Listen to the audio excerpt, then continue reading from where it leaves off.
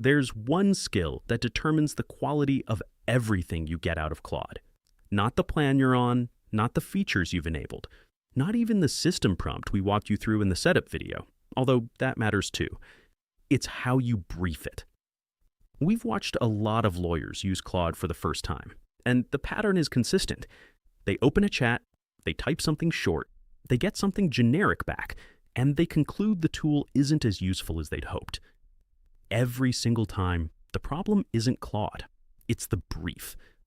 The lawyers who get genuinely useful output, the ones who come back to us and say this has changed how they work, they've learned to brief Claude the way they'd brief a colleague. That's the skill. That's what this video is about. Here's the mental model we want you to take away from this video. Claude is a brilliant, well-read colleague who knows an enormous amount about law, about drafting, about professional communication. But it knows nothing about your matter, nothing about your client, nothing about the relationship, the history, the commercial context, or what you're actually trying to achieve. When you type a short prompt, you're asking that colleague to produce work without any of that context. And they do their best, but their best, without context, is generic. It has to be. A brief changes that.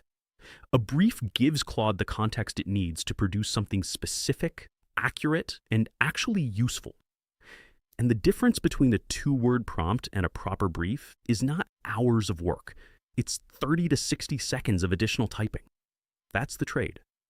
Every strong brief has 5 elements. Not every brief needs all 5 in equal depth, but when output disappoints you, one of these is almost always missing. Who the client is, what the matter is, what you want Claude to produce, what tone is appropriate, and what constraints apply. Let's go through each one. The first element is who the client is, not their name. Claude doesn't need identifying information, and you shouldn't include it for confidentiality reasons, but their type, their situation, their level of sophistication. My client is a small business owner with no legal background. That produces different output from my client is a CFO at a mid-market manufacturing company, which produces different output from my client is a repeat litigant who understands the process well. Claude calibrates its register, its tone, and the level of explanation it includes based on this. Leave it out, and Claude guesses. Sometimes it guesses right. Often it doesn't. One sentence. That's all it takes. My client is a first-time homebuyer with no prior experience of conveyancing. Done. The second element is the matter context. What is this about? What has already happened? What's the current situation? This is where most lawyers are most underspecific. They'll say, draft a demand letter, without telling Claude what the debt is, how it arose, what steps have already been taken, whether there's a dispute about the underlying work, or what the relationship between the parties looks like. Claude can't invent that context. If you don't give it, Claude fills the gaps with generic assumptions and produces something generic. Give Claude the facts the way you'd give them to a colleague picking up the file for the first time. Background, key events, current status, what's in dispute and what isn't. You don't need to write an essay. 4 to 6 sentences covering the key facts is usually enough, but those 4 to 6 sentences transform the output. The third element is the deliverable. This sounds obvious, but it's worth being precise about. Draft a letter is not a deliverable. Draft a 1-page letter of demand in a firm but non-aggressive tone, structured with a brief statement of the facts, the amount claimed, the deadline for payment, and the consequence of non-payment. That's a deliverable. The more specific you are about format, length, structure, and purpose, the less Claude has to guess. And every guess it makes is a potential miss. If you have a template you want Claude to work from, an engagement letter template, a file note format, a memo structure, say so. If you've uploaded it to your project, tell Claude to use it. If you want bullet points rather than prose, say so. If you want 1 page, not 3, say so. Be specific about what done looks like. The fourth element is tone. This is the element lawyers most consistently skip, and it's the one that most often produces output that needs substantial reworking. Tone isn't just formal versus informal. In legal correspondence, it carries real strategic weight. A demand letter that's too aggressive closes doors your client might want left open. A client email that's too hedging makes them feel uncertain when they need reassurance. A brief to counsel that's too tentative undersells your client's position. Tell Claude exactly what you want.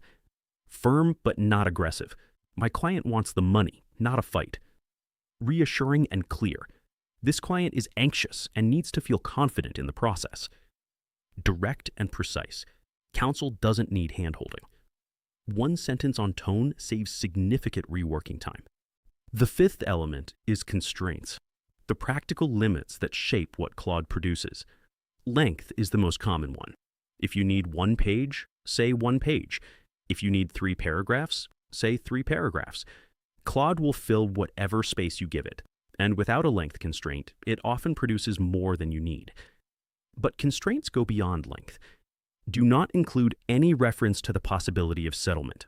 My client has instructed me not to signal flexibility at this stage. Keep the technical language minimal. This will be shown directly to the client without further explanation. Do not use footnotes. This is for a client, not a court. Think about what the output can't contain or can't do, not just what it should. Those constraints are part of the brief. Let's make this concrete. We're going to show you the same task briefed 2 ways and walk through why the output differs. The task? A letter of demand for unpaid invoices. Weak prompt. Draft a demand letter for unpaid invoices. That's it. What does Claude produce from that? A template. Correct structure, professional language, standard paragraphs. Also completely generic. It doesn't know the amount. It doesn't know the debtor. It doesn't know whether there's been any prior communication. It doesn't know whether the relationship matters. It's producing something for nobody in particular. Now the same task, briefed properly. Draft a letter of demand on behalf of my client, a commercial interior design firm based in Chicago. The recipient is a property developer who owes my client $63,000 for completed fit-out work across 3 retail tenancies. The work was completed and signed off in February. The invoice has been outstanding for 94 days. We've sent 2 payment request emails, both read, neither responded to. No dispute about the work has been raised. My client wants payment in full. They're not interested in a payment plan. They're prepared to file if payment isn't received within 14 days.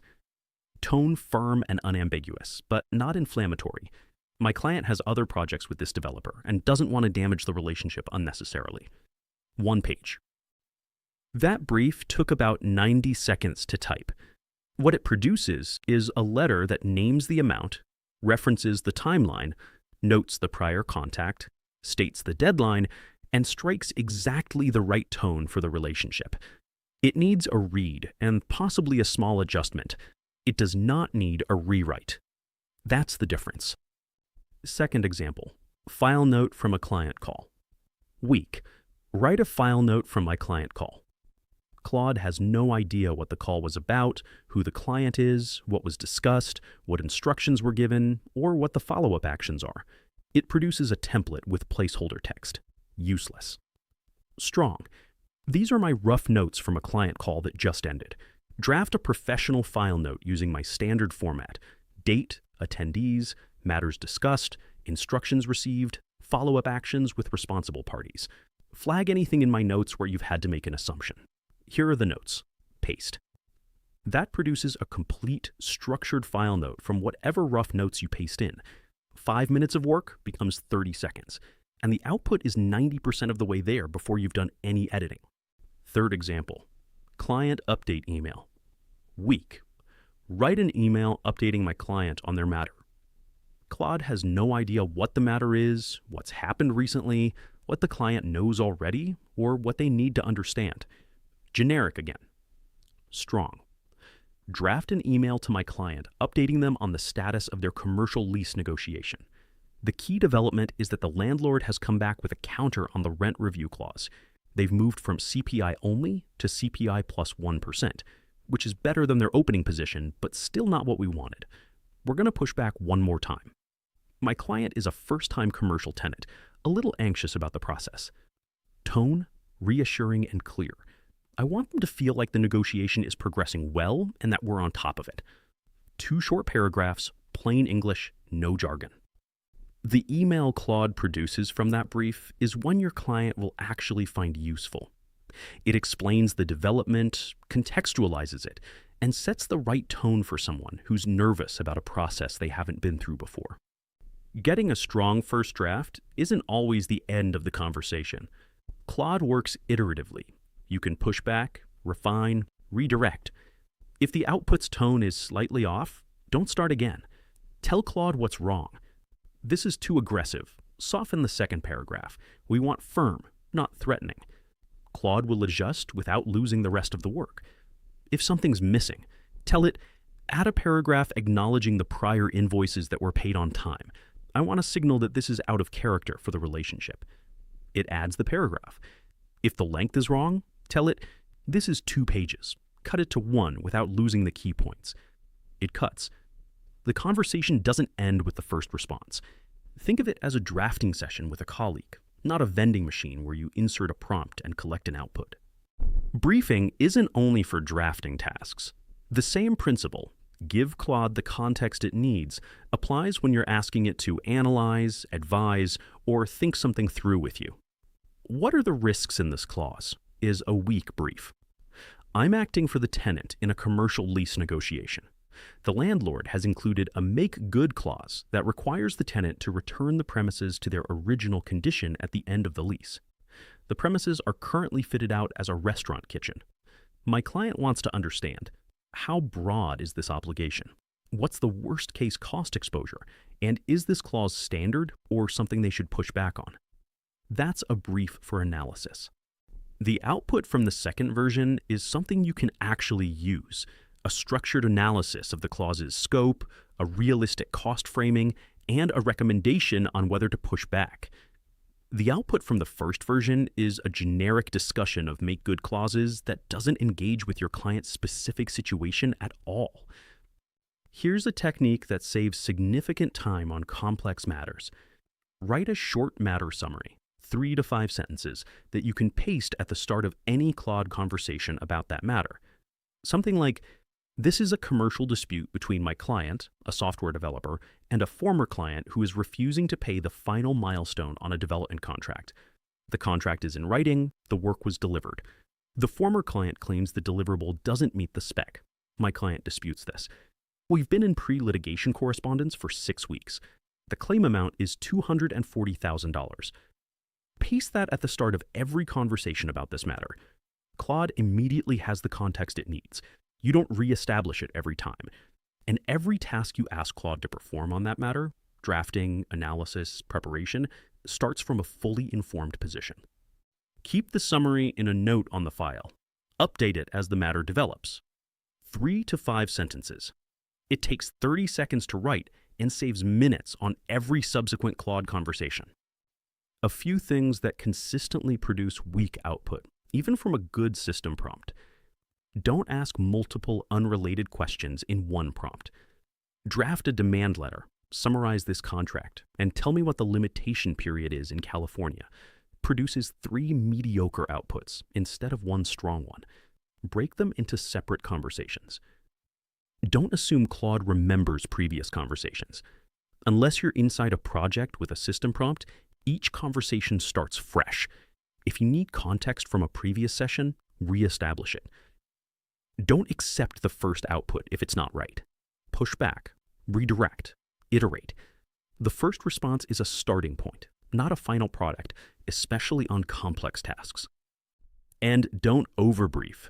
There's a point at which more context stops improving the output and starts confusing it.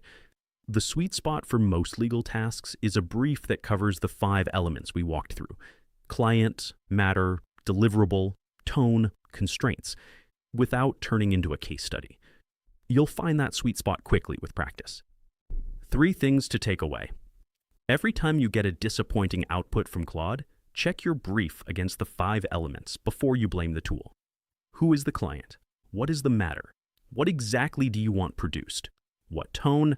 What constraints? 9 times out of 10, something's missing. Build the matter summary habit. 3 to 5 sentences kept on file, pasted at the start of every Claude conversation about a complex matter. It takes 30 seconds. It transforms what Claude can do. Treat the first output as a starting point and the conversation as a drafting session. Push back, refine, redirect. Claude gets significantly better on the second and third pass when you tell it specifically what needs to change. The setup video gave you Claude configured for your practice. This video gives you the skill that determines what you do with it.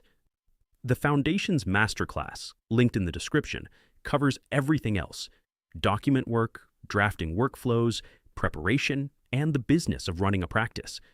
All of it builds on what we've covered here.